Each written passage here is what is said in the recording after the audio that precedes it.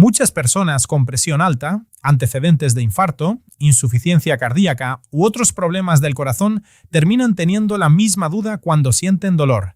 Si no deberían tomar antiinflamatorios por su cuenta, entonces, ¿qué pueden usar? Y ahí es donde entra un medicamento muy conocido en Brasil y en otros países, pero que todavía genera mucha confusión: la dipirona. Casi todo el mundo tiene dipirona en casa, en gotas, en tabletas o en jarabe. Es ese medicamento al que muchas personas recurren cuando tienen fiebre, dolor de cabeza, dolor muscular, dolor en el cuerpo o malestar general.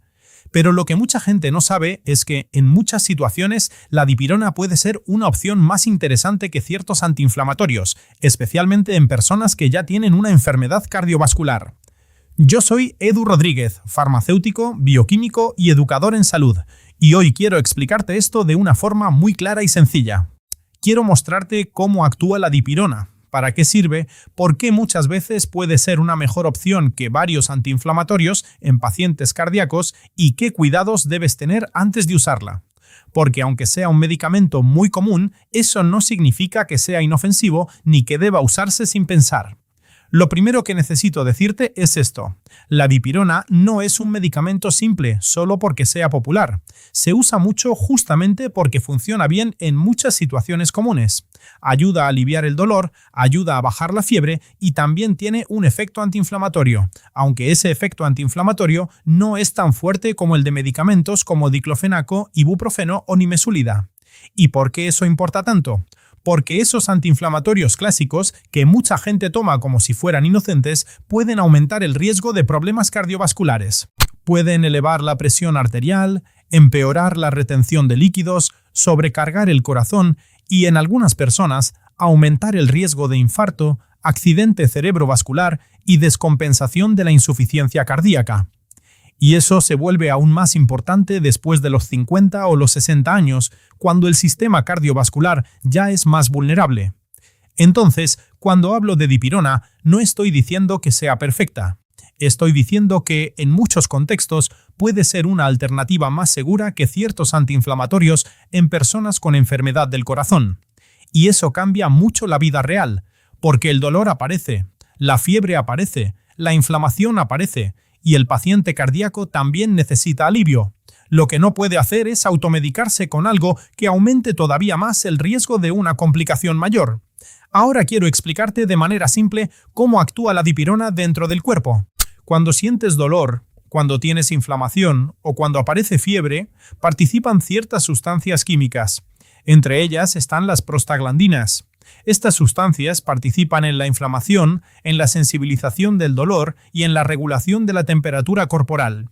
La dipirona actúa reduciendo la producción de esas sustancias y con eso ayuda a aliviar el dolor y a bajar la fiebre.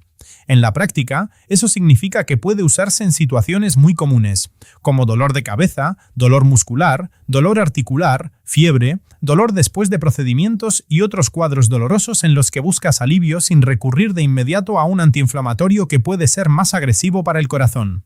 De hecho, la dipirona incluso se usa en hospitales, en pacientes internados, en el postoperatorio y en personas con enfermedades cardíacas importantes.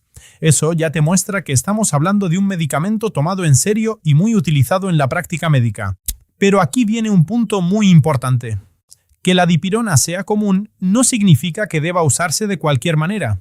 Todo medicamento tiene riesgos, efectos secundarios e interacciones posibles. Y ahí es donde muchas personas se equivocan. Como es un medicamento popular, creen que pueden tomarlo siempre que quieran, en cualquier dosis y mezclado con cualquier otra cosa. Y no funciona así. Una de las reacciones más conocidas y más importantes relacionadas con la dipirona es la alergia. Algunas personas pueden tener una reacción alérgica grave. Eso puede incluir picazón, enrojecimiento, urticaria, hinchazón, caída de la presión e incluso dificultad para respirar. En casos más intensos puede aparecer un choque anafiláctico, que es una emergencia médica. Entonces, si una persona ya tuvo una reacción importante a la dipirona en el pasado, eso debe tomarse muy en serio. Y aquí vale una aclaración importante. No todo malestar significa alergia. A veces la persona tomó un medicamento, sintió náuseas, malestar o incomodidad digestiva y ya concluyó que es alérgica. No siempre es así. A veces es solo un efecto secundario. Una alergia de verdad suele venir con señales más típicas, especialmente en la piel, con hinchazón o con síntomas respiratorios. Por eso es muy importante contarle al médico exactamente qué fue lo que pasó cuando dices que eres alérgico a un medicamento. Otro punto es que la dipirona puede causar efectos en el aparato digestivo. Algunas personas pueden sentir malestar de estómago, náuseas, dolor abdominal, vómitos o incluso diarrea. No le pasa a todo el mundo, pero puede ocurrir. También hay reportes de mareo, somnolencia y sensación de debilidad en algunas personas, especialmente cuando el organismo ya está más sensible o cuando el medicamento se toma en una dosis inadecuada. Hay otro tema que merece respeto. Aunque es menos frecuente, la dipirona también puede afectar la sangre, y esto es importante. En casos raros, puede asociarse a alteraciones en las células sanguíneas, incluyendo una reducción importante de glóbulos blancos. Es raro, pero es serio. Y por eso siempre digo que un medicamento popular no significa un medicamento sin riesgos. También es importante recordar que el uso abusivo puede traer problemas. Cuando una persona empieza a usar dipirona en exceso durante muchos días, sin evaluación y sin respetar la dosis, el cuerpo puede resentirse. El hígado, los riñones y otros sistemas pueden verse afectados, especialmente si ya existe alguna fragilidad previa o si la persona está usando otros medicamentos al mismo tiempo. Y eso me lleva a otro punto clave. La dipirona puede interactuar con otros medicamentos. Entonces, si una persona usa anticoagulantes, medicación para la diabetes, medicación para la presión, otros analgésicos o una combinación de fármacos por enfermedades crónicas, eso tiene que tomarse en cuenta. A veces el problema no está en un solo medicamento, sino en la mezcla mal orientada de varios. Por eso, cada vez que te atienda un médico, ya sea en consulta, en urgencias o en el hospital, es muy importante que informes todo lo que tomas. Todo. El nombre del medicamento, la dosis, el horario, lo que tomas todos los días y también lo que usas por tu cuenta sin receta. Eso evita interacciones peligrosas y ayuda al profesional a tomar una decisión más segura. Otro dato interesante es que la dipirona no se vende ni se utiliza de la misma forma en todos los países. En algunos lugares no está aprobada o no se usa como en Brasil. Eso a veces confunde o asusta a las personas. Pero en la práctica, lo más importante es entender cómo se usa en la realidad médica de tu país y dentro de tu propia historia clínica. En Brasil y en muchos otros lugares es un medicamento muy presente y muy utilizado. Ahora quiero hacer una comparación que puede ayudarte mucho. Muchas personas preguntan si el paracetamol también puede usarse en pacientes cardíacos. En muchos casos, sí. El paracetamol suele ser otra opción para dolor y fiebre, pero no tiene el mismo efecto antiinflamatorio que la dipirona y además exige mucho cuidado con el hígado, porque el exceso de paracetamol puede causar toxicidad hepática grave. Entonces, una vez más, no existe medicamento perfecto.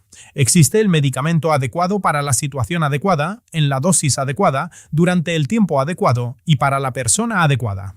Y ese es el punto central de toda esta conversación. Lo que protege al paciente cardíaco no es simplemente cambiar un medicamento por otro sin criterio. Lo que protege es tomar decisiones con sentido común, con orientación y entendiendo que los antiinflamatorios clásicos muchas veces no son una buena idea para quien ya tiene enfermedad cardiovascular.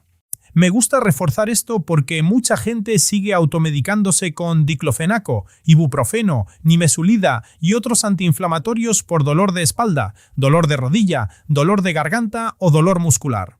Y esa persona puede tener presión alta, ya haber tenido un infarto, usar medicación cardíaca y ni siquiera imaginar que está aumentando su propio riesgo.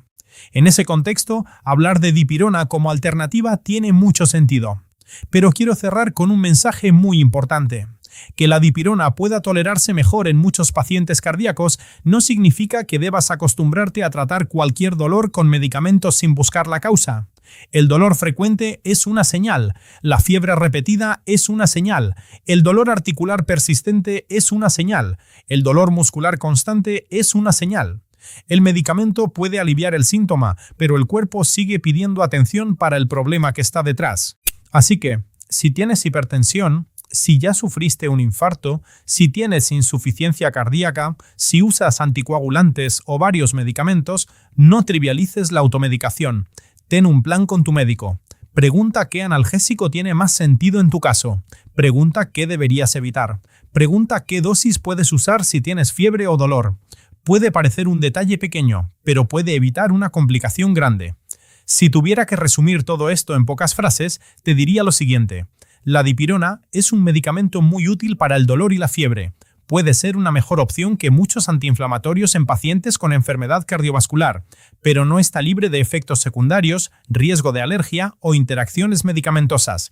Por eso merece respeto y orientación adecuada. Si este contenido te ayudó, suscríbete al canal Edu Consejos de Salud y cuéntame en los comentarios, ¿ya sabías que muchos pacientes cardíacos deberían evitar los antiinflamatorios comunes?